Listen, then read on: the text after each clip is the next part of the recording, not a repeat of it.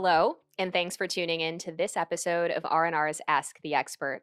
I'm your host, Valerie King, R&R's editor-in-chief, and I'm joined today by Caleb Brunz, head coach and president of Paul Davis Restoration of Greater Minneapolis in St. Paul. Now, as countless restoration business owners struggle with finding and keeping employees and helping them advance within their companies, Caleb's team is not. In fact, he has more people wanting to work for his franchise than he has openings. So, I also want to note that this isn't a matter of luck. It isn't an accident. It isn't a coincidence. This franchise is really prioritizing the people component of its existence, and it's investing heavily in its workforce from recruiting to retention. So, we invited Caleb on to share his staffing success story, the work that's behind it, and the innovative efforts he's making to help build a pipeline of talent, not just for his own business, but the restoration industry at large. Really exciting stuff. Thank you so much for joining me, Caleb. You're welcome. Yes. Okay, so first, the basics. Could you talk more about Paul Davis Restoration of Greater MSP? Yeah, we are a full service restoration company. We've got over 100 employees with two offices, one here in Greater Minneapolis, St. Paul, and the other in the Northland, which is, for those who aren't familiar with the area, also known as the Twin Ports or the Duluth, Minnesota, Superior, Wisconsin area. And we are a full service restoration company that does everything from emergency services and mitigation to environmental, which is bio recovery, mold, and asbestos abatement, and as well as contents and textiles restoration and full reconstruction. So we pride ourselves on being able to be along with the client through their journey from first phone call to final completion. Thank you. Okay, more on your role. How would you describe your role? And tell us more about head coach. You call yourself president and head coach, which is unique. Well, when I first started this business, I knew that the only way we were going to be able to grow was going to be to attract, develop, and retain top talent. And that's exactly what good coaches do. My past career, I had the opportunity to learn how to recruit, train, and lead people in a business that was cyclical. So I had a lot of reps to be able to do that. And really, that's part of what attracted me to building my own business was I knew that it would be about building teams. And so I wanted a bit of a different title that would stand out, that wasn't too fancy. When you first start out, there's maybe 2 employees. And I just started with the head coach title and it just stuck. And it is really, my belief that good coaches, one of their primary responsibilities is to recruit. Think of college football teams, their coach, one of their primary jobs is recruiting. Second, followed closely by developing people. And in my former career, a lot of that background, we had a formalized leadership development program as well as a technical development program. And I was excited to bring that into the restoration business. So that's why I'm the head coach. Really cool story. And I love the connections, the analogies to actual football. All right, now let's talk about the topic we're here to chat about, this non-challenge you're facing when it comes to staffing. Can you elaborate on that? I alluded to it a little bit, but how easy or hard is it exactly for you to find workers right now? How often are you hiring? That spiel. So first off, I wouldn't consider myself an expert, and that we have it all figured out. By all means, we do not. We've had some great successes using some good principles that I do think will be important to share with the rest of the industry. I do really believe that rising tides lift all boats, and for me, especially with this industry, it's important that this component gets focused on because it helps professionalize our industry and will help us attract top talent in the marketplace. I would love to see restoration industry become so cool, like the tech industry, that it's something that people aspire to be into, not something that people use as a backup career or anything of that nature. So, but the biggest challenge for us is still top level flow. We've been able to still generate interest. There's a lot of great people out there, in my opinion, looking for work. And in fact, I think the strongest candidates are the ones looking for work right now. So I see every issue as an opportunity. And I think right now, if you can get really good at this is your opportunity and my opportunity to build the team that we want to build. In this great resignation, Well, we don't know what's coming here with the market, but hopefully not another recession. But right now, we're the issue is people, the Great Resignation. People are leaving their jobs if they're not retiring, and to me, that means that they're leaving their jobs in this industry, looking for other employers. Well, it's our opportunity to get the best talent then if people are leaving, as long as they're not leaving us. So if we can retain our people, and if other competitors in the industry, people are leaving, and outside of restoration jobs, we just have a pool that we can pick from. People are still working. People are still in need of jobs. So I would say, to directly answer more of your question, how easy or hard is it to find the workers? And how often. We've got a saying here that's always be recruiting. And for us, we will always have an opportunity for great people that want to deliver best in class results. And what I mean by that is, even if we're full, we will always have openings, because if great people are coming along, there's usually always a ranking of performers. And if somebody comes along and they're great people, unless they're at the bottom of the ranking, but if they're higher, then there's always room to allow the lowest performers better opportunities in companies that they'll do better in. That's the best way I can describe it. So yeah, and for us, A players are people who have a winning spirit to serve others, a history of achieving great results, and people whose values align with our brand. So we do have, as you can tell, we have all this defined in exactly who we're looking for. Thank you. Yeah, I can hear that you've put a lot of thought into this as an organization and are really thinking strategically about it always. More into this, I've talked to you in the past about the fact that you see people as your top priority. And that's just an ongoing theme that runs through your organization. And you said in a chat that we had prior that those companies who don't do that, who don't make people their top priority, will be left behind. So, what does that mean? What does it mean to make people number one at your franchise? And could you elaborate on that? Why do you consider that such a competitive advantage? Well, to me, it's a matter of law. Sounds weird, but this is a law. It's called supply and demand. Most people understand it if they have any understanding of macroeconomics. And the people issue and the capacity issue right now is simply one of supply and demand. There just aren't enough workers to fill the need in our industry of the work that is here. Most of you may be aware, or if you're in this industry, are aware that actually the restoration industry is growing. There's more issues with buildings. There's more weather related issues. And it is a growing industry. And so that supply is not keeping up. It's been a problem for close to 20 years, and it's been just getting worse and worse.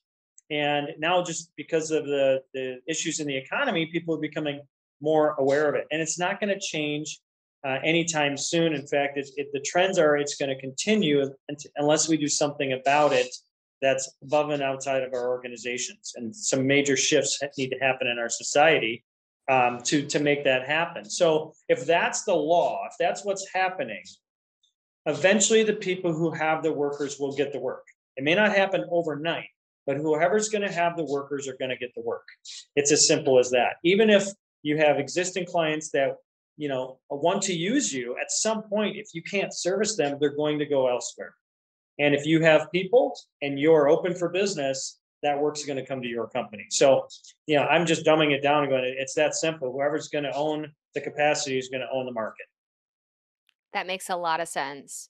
Okay, so we've set the stage here. I'd love to get into the how at Paul Davis of Greater MSP, how you're investing in your workforce, and that's from recruiting to retention, and how those approaches have led to such success for you. So first, let's start with recruiting. What would you say your keys to success are there?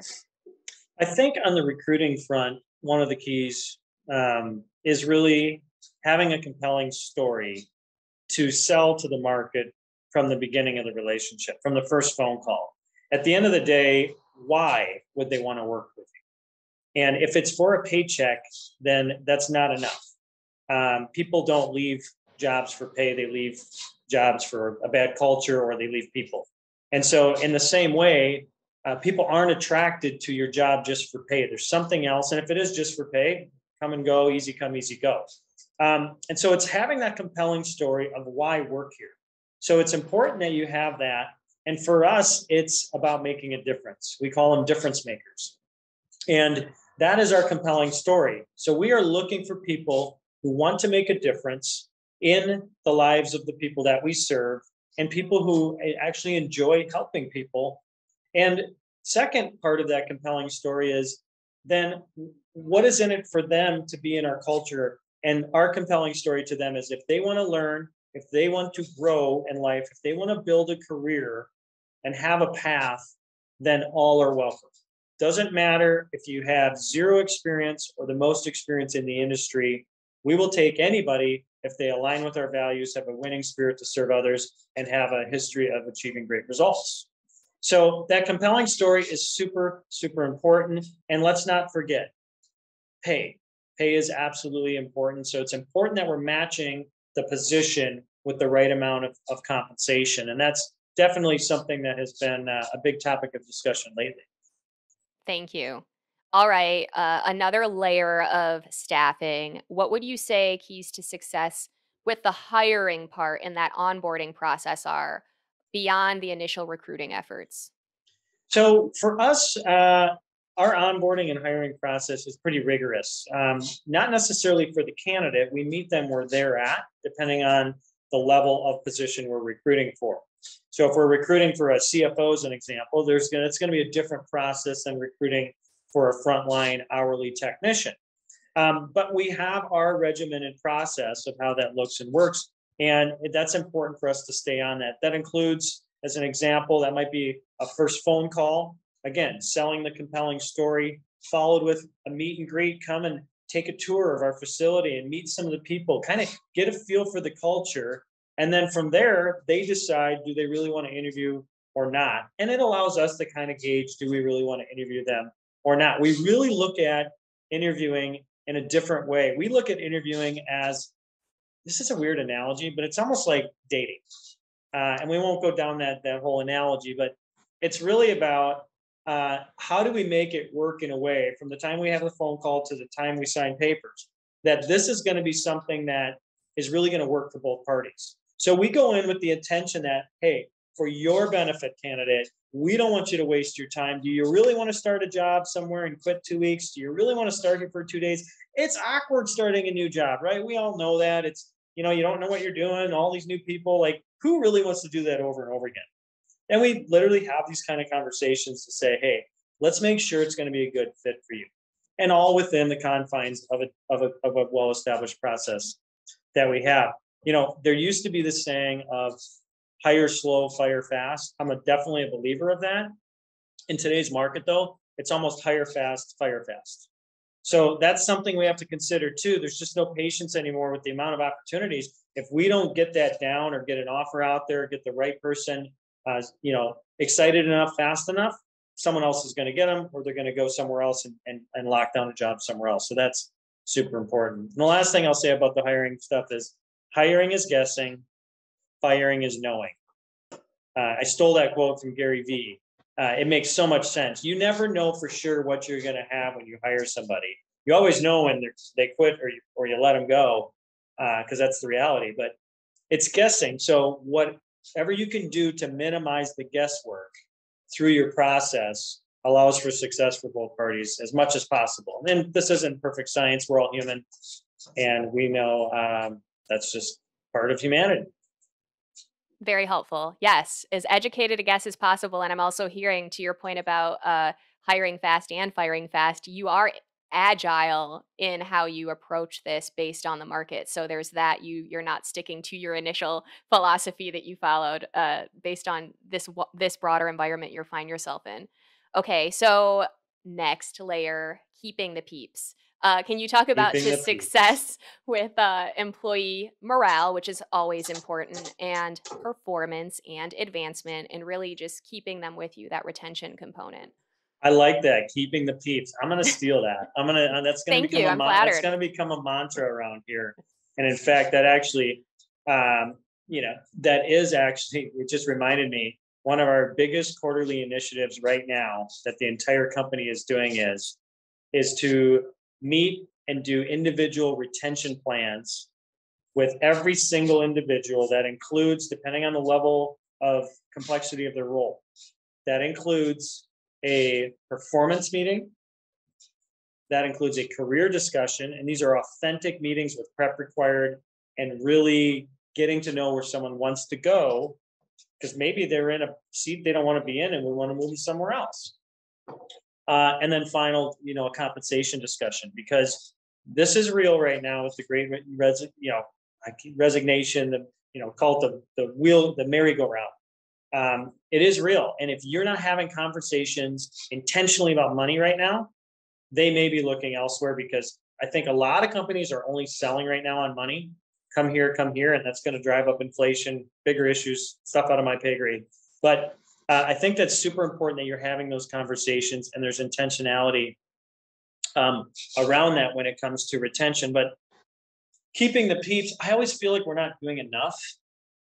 And then at times I feel like whatever we do isn't enough for them or for the team. So it's really hard to do this, but I would say we err on doing as much as we possibly can to make it a fun culture and a fun environment. So I talked about those meetings, but there's more to that on the intentionality of what we do. We have built career paths, and we're still working on some of these for some positions. These are intentional paths that say, here's a level, here's a level, here's a level. Here's what you need to do to be able to get to another level. And that helps with the compensation discussions. So having some sort of path that's defined, laid out, allows them to see, if I want to do this, I got to do this, this, and this. And now we've taken it a step further to the technician and frontline employee. We're building with every single employee what we call, the world of acronyms, right? IDPs, individual development plans, where we are building an individualized plan for that person, that if they do X, X, and X, that they can move to another level of pay and another level of responsibility. So that's super important. I think that is at the heart of it. What people really want is to know that someone cares about their development and knows that, and asks them, what do you want to do? Where do you want to go? And if they don't want to grow or they don't want to take, and they're just there for a job, that's a great way to have that conversation, that they might have a better experience at another company. So that's one thing. The second I would say is recognition. As an example, I'm so excited this year. I get to bring the most important people to our national conference. I'm bringing 2 mitigation and technicians to conference. I'm bringing 2 contents technicians to conference. I'm bringing 2 reconstruction tradespeople to conference, the people who do the work every day and interact with their clients. And I am going to show them off like gold at conference. That's a little thing we can do that just goes such a long way to really show them that we are nothing without them. And that's how I do look at it. We don't have jobs. The rest of us don't have jobs if we don't have the workers producing the work. Nothing else matters if we don't have those workers. So that's the recognition. So development, recognition, pay is super important, especially for frontline workers. And my philosophy on pay is pay the highest, demand the most. I recently had a conversation with our entire team, and I'll talk about this, but I increased wages across the board for every frontline hourly worker in the organization 2 weeks ago, 7%, no questions asked. And I said to them, look, you got to let me know if we're not paying the highest in the industry. I want to pay the highest. But here's my bet. My bet is we're going to have the best, we're going to keep the best, and we're going to produce the fastest and most productive way, and I'm going to make every penny back because I'm betting on you. This was not chump change. This was, this year loan was $300,000, $400,000. And I'm betting on them to say, I bet on you. But guess what? Now we've also have the right to demand more in a healthy way for the productivity that should be there. We know people can be more productive. People are on their phones half the time throughout the day. There's waste, it happens in the field. It's very autonomous position. So that's my philosophy on pay. And it's super important that we're having those conversations again, that we're willing to take the risk on these folks. And then you had also mentioned about being able to keep them. The final piece of advice I would say is deliver what we promise. So I talked earlier about the compelling story. People, you have to sell them on wanting to work for you. And you do that by saying, here's what we're going to do. We're going to do this path. We're going to have this opportunity. We're going to have these great things. And you have to deliver on that. Otherwise, you've lied to them. And that is really important. And then performance. I know I'm talking a lot, but I get so excited about this. Valerie, so excited about this. Performance. This is also so cool. When you, and we don't have this figured out. Like, I've learned all this the hard way. Performance matters. People don't want to be on losing teams. They want to win. And so if we can get that culture in the frontline workers, which we are now starting to do after 3-4 years of really hard work to do this, it can be awesome. And it's not competing against each other unhealthy, but it is competing against each other to say, hey, I don't want to, if you're not pulling your weight, get off our team. Like, I don't want losers. I want to work with winners. And that's pretty cool, especially when you're with hourly folks who are on the front lines. And if you can do that and build that kind of culture, you're going to build something pretty special. Wow. Whew, sorry. That was a lot. No, but, that was great. A ton of nuggets, a ton of dimensions, a lot of different ways you're investing, literally, financially, and human. And the communication just is impressive as well. Like, you're delivering these investments, but you're making sure that they understand how you're investing in them. And oh, there's a path that we've put this time into thinking about for you. Here's what it looks like, and here's what we're doing and why. I think that's really intriguing. Anything else you'd like to add to that frontline component? Of course, for many restoration companies, that's where a lot of the turnover happens with those more entry-level roles, those more hourly roles like those of technicians. So I'm curious what your experience has been with the staffing of technicians, and do you have any advice to offer fellow restoration business leaders on not just recruiting, but keeping them? Yeah, I think one of the things we didn't touch about yet was really, how do you establish a culture of fun and a place people want to be a part of and feel that they're included. I think that's also something that people do desire, regardless of how much everybody believes we can live on social media, and that'll sustain our relational needs. But I believe humans are always going to want to get to know each other and have a fun working environment. So there's a lot of things we do in the areas of socials, such as block parties. We have an annual block party every year where we invite all of our vendors, we invite our team, and we literally showcase our team. That's what we're not showing our building off, we're showing our team off. We invite their families. We've got stuff for kids. We grill out, live band, music. It's a block party for the Paul Davis crew. That's been 3 or 4 years running. We have an annual golf event we invite our technicians to. We've got an annual year-end celebration that we do for the whole company, and it's highlighted. We have 6 awards that are technician specific that we have voted on by their peers, and that have to do with delivering a great customer experience to productivity. We have a Spanish Heritage Month where we have a big party in the fall.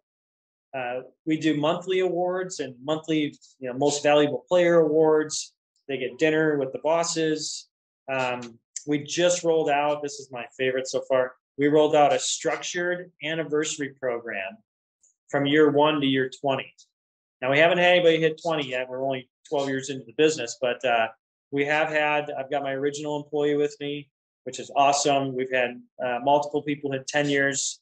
We got a lot crossing the 5-year mark right now. And so every year we have literally, here's year 1, year 2, year 3. We're going to communicate that to the team.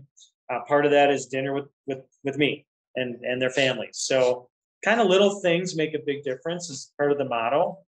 And we're doing a lot of work right now. And I hate this. I love this. I'm very, very passionate about diversity, equity, and inclusion. What I hate about it right now is that it's a buzzword and it's the thing to do. We've been doing this my whole career.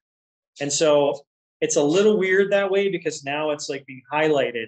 But it is intentional, and you do have to be intentional with it. Back to what I was saying before, our doors are open for everybody. We're intentional about wanting to increase women in restoration, as an example, that match the demographics of our area and the work environment. So it's all about matching demographics, not about hiring these kind of people or these kind of people.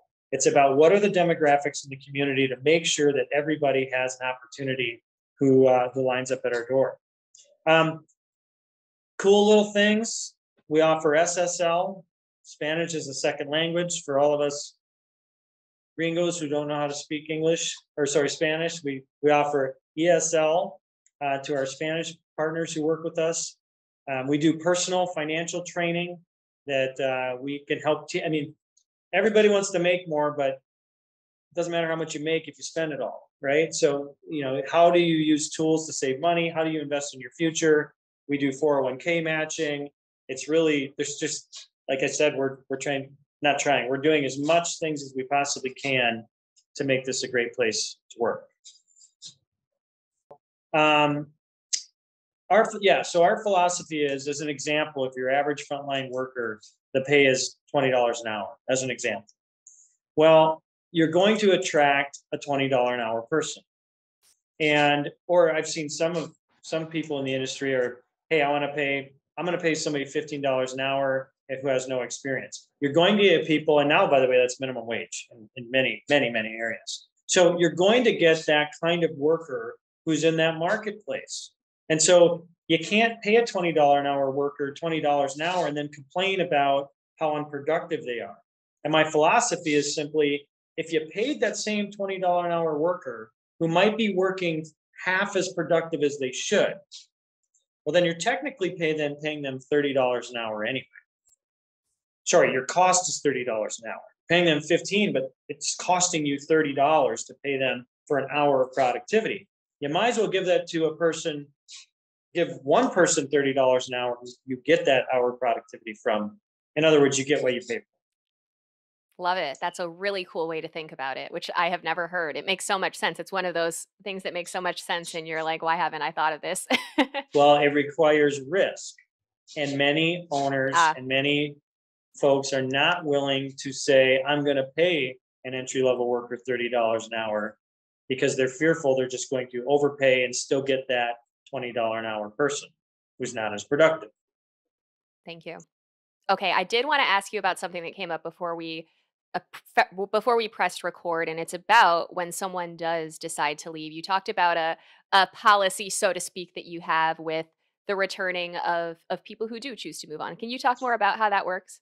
Yeah, and it starts with, and I've openly shared this with my entire team on all team Zoom calls or all team meetings, and it's really being okay to say this to people, which is the truth. Hey, I know that you're not all going to work here forever, and that's okay.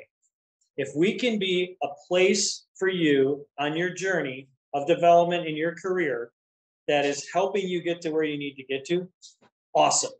Like, that's all our goal is. And in turn, you help us and we help you.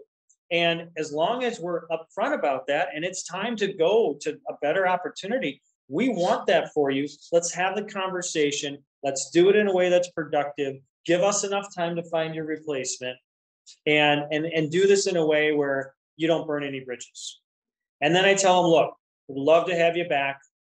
I'll take anybody back and to my organization, but I'll take you back once. So go explore, go see what else is out there. But you just know the door is always open to come back. And but if it's twice, that's it. So it's really just about creating these win-win relationships and being upfront with what reality is, which is people aren't going to work with you forever. Thank you. All right. Now, another buzzword, company culture, which, if we're being honest, it's been sprinkled throughout this conversation already. But I'm curious, if we focus in on that, how does your company think about that company culture topic? And in what key ways would you say you invest in it? Anything to add to what you've already talked about? I think we've covered a lot.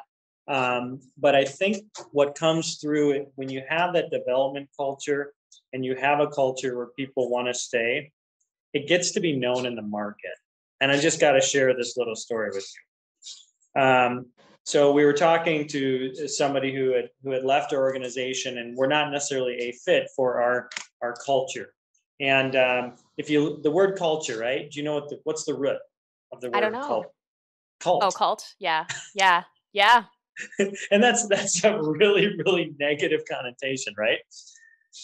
But I took it as a compliment. Somebody said who left here, oh, it's a cult over at Paul Davis. And I heard that. I'm like, hey, I'll take it all day long. If we're a cult of, investing in people and giving them the opportunity and talking about leadership skills and taking responsibility for your action and holding people accountable and setting goals and doing all these things, and we're not just use and abuse you in non-transactional, non-relationship way like most companies are. Oh, I'm great. I'm a good cult then. I don't mind being called a cult. So it's just interesting. It's pretty cool to know that actually does work, because now we're getting known to be the company that, oh, you went to Paul Davis? That's the big time. That's where people go who leave this company. They go to Paul Davis, which is pretty cool. That is cool. I'm having flashbacks to our intro chat where you kind of talked about marketing along with recruiting and the way you treat your employees, and this is kind of reminding me of that whole idea that you're marketing in the way that you treat your employees, and that kind of speaks for itself. Word spreads. So that's cool. Absolutely. Yeah. Okay. Okay. So again, you are investing in all kinds of ways heavily in the employee experience, in your people.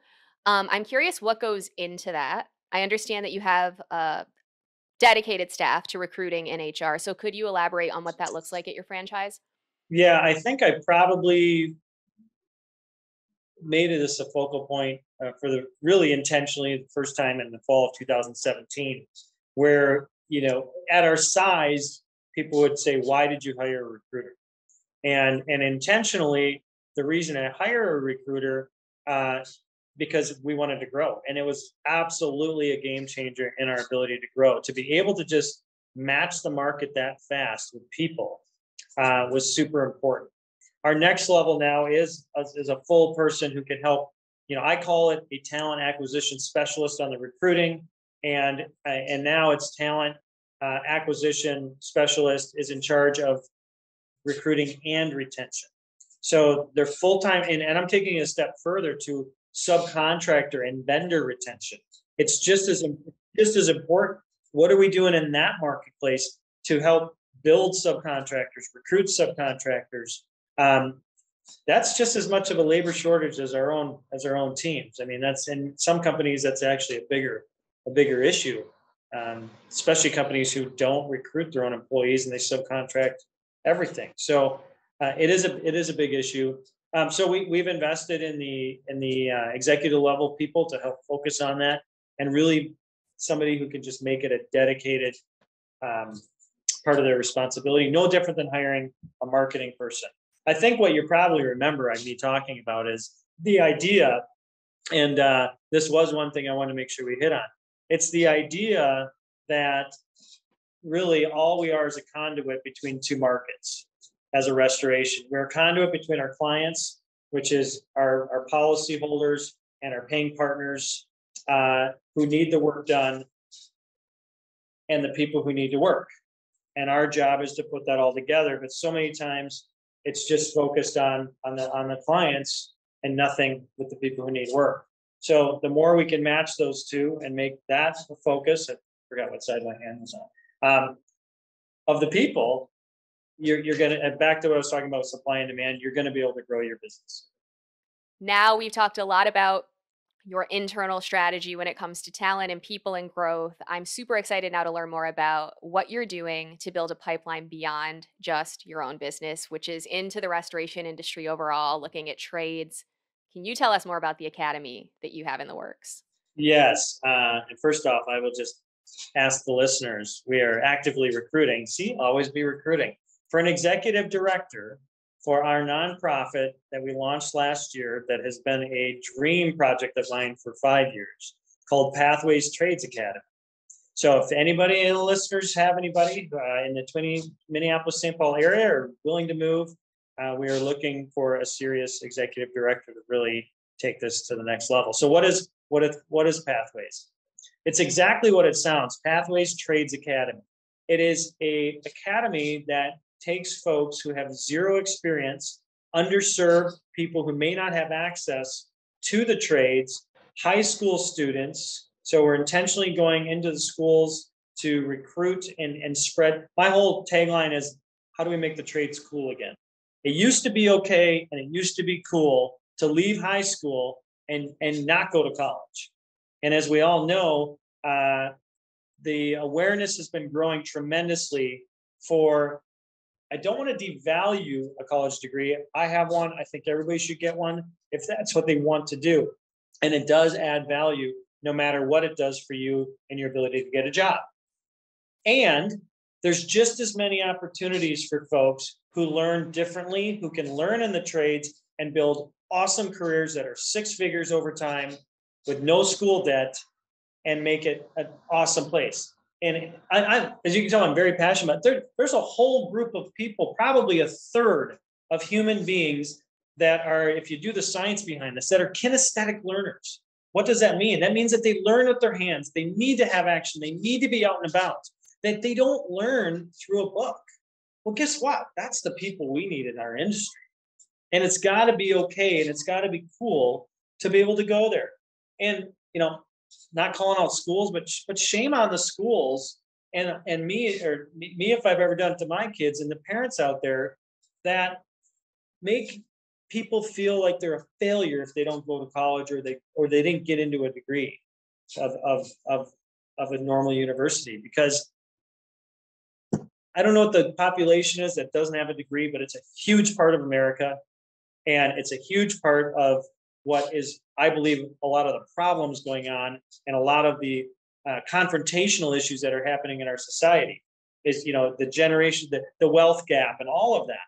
Well, this is a way that we can focus on equalizing a lot of that for a lot of folks is let's make it okay to not go to college and let's really elevate these positions in the trades as an opportunity for a lot of people to make great money, give back to their communities, and build awesome careers, which, as we all know, if people can build good careers, they build good families. And I think that's really important to know. So again, I'm on a tangent, but this stuff is super exciting to me. But Pathways Trades Academy, we are focusing on restoration as a trade along with any other trade. Since we're full service, we do believe that not only learning carpentry, drywall, some flooring, painting, some of those trades to help put folks back into their home that are just as valuable in new construction, commercial construction. So it covers all of that. And it has a mitigation technician component, how to extract, how to do demo the proper way, and really saying that this is also a trade to go into is that part of the business, the restoration part of the business. So our whole goal is to create a pathway for people to learn about the trades, learn it on a web-based platform, come into the school and the workshop school, play around with the tools, learn with their hands, then eventually go out to the field and learn on real job sites, doing some apprenticeship, and then open the door to say, which path do you want to take? Is it plumbing? Is it HVAC? Is it drywall? Is it painting? Is it restoration? And that, I believe, is a need. And I think there's a huge market. Everybody's struggling for workers right now, would love to have a place to go and find those kind of workers. So, so we're in the infant stages. We are we're looking for funding and doing all that fundraising work and looking for an executive director. But this will become reality. It's not a matter of if, it's a matter of when. So. Thank you so much for sharing that picture, really digging deeper into kind of like the root causes and opportunities to feed this pipeline you're talking about, and not just focusing on your own business, but thinking overall about society and the industry and the trades. Very impressive work, which is future focused, of course, and keeping with future and keeping with your passion about staffing. I, of course, am curious what your predictions are for the future of staffing within the restoration industry. This is good news, folks. I believe it's going to get tougher and harder to attract, develop, and retain top talent. But that is amazing news for us. Because if we can get good at this, we're going to win. We're going to win in our industry. And if your company gets good at this, I do like competition a little bit. If you get good at this, you're going to win in your local market. So that should come as exciting news for you. And if you're not good at this work, guess what? You're going to get left behind if you don't get good at it. But you can. What gets focused on expands. So I just encourage you to make this a major initiative in your entire organization. And I don't mean a doom and gloomer, but if you don't, you will not be around that much longer. So it's a huge opportunity for all the listeners and everybody in their business to make this a priority. So I'm super excited. Like, I get excited that it's going to get tougher. Sounds weird, right? But it's our opportunity. Very cool. I love how this all came full circle back to where we started. That wasn't planned. I didn't know what your answer would be, but thanks. Reads like a well-written article. Okay, so and wait, by yes, the way, please. I also think technology is going to keep going up and up and up. It's going to replace more humans on some of the jobs, but guess what? Humans are right now still needed to run the technology, which is kind of cool because we've got people working for us in our remote estimating department that instead of working in IT and instead of working in the tech world, they're working for restoration. And that's pretty cool. So we're going to have new jobs and new markets of people as well as technology starts to really integrate our space. Thank you. All right. That was my last official question. Is there anything else that you'd like to add? No, I think I had some things, some final closing words, but I think I've already shared everything that I can possibly share in this short amount of time. So yeah, thank you so much for sharing all that you did. It's a lot for us to take note of, and for our listeners to put in their minds and consider for sure. Lots of tips and nuggets of inspiration throughout, and practical at that. Not all just high level stuff. So thank you again for joining us. But before we go, one last question I always ask. Where can listeners go to connect with you or learn more about your franchise? Honestly, you can call me. My cell phone number is 612-709-1069. It's a great technology, state of the art. It works really, really well. So feel free to reach out. And if anybody's looking for a career change and wants to work for a great company that aspires to be even greater, we welcome you. So feel free to give me a call and explore opportunities with us. As I mentioned earlier, always be recruiting. Awesome. Thanks so much again, Caleb. This has been great. You're welcome. Appreciate that time. And I'm honored that you asked me to share some of the experiences I've got. Of course. All right, listeners and viewers, if you will be at Aramco's Nexus conference and trade show, that's March 28th and 29th in Las Vegas, I welcome you to join me for a panel discussion I'm moderating, and that'll be March 29th. It's called How to Win the War for Top Talent, and it will spotlight success stories with staffing, plus how to find and keep high-quality team members in this tough market. And Garrett Fox, who is the talent resource manager with Paul Davis of Greater MSP, will be on that panel. So he'll be offering insights on recruiting, hiring, and keeping top-notch talent in this tight market. A lot of what we've talked about and more. Other than that, for more insights on restoration, remediation, and the people behind it all, visit our website, randrmagonline.com, also Apple, Spotify, or YouTube. And if you haven't yet, be sure to follow the podcast so you keep up with all of our latest episodes as they roll out. And if you could give us a quick review and rating, we would so appreciate it. We're also on social, that's LinkedIn, Twitter, and Facebook, so we invite you to follow us there too. This has been R&R's Ask the Expert. Thank you as always for listening.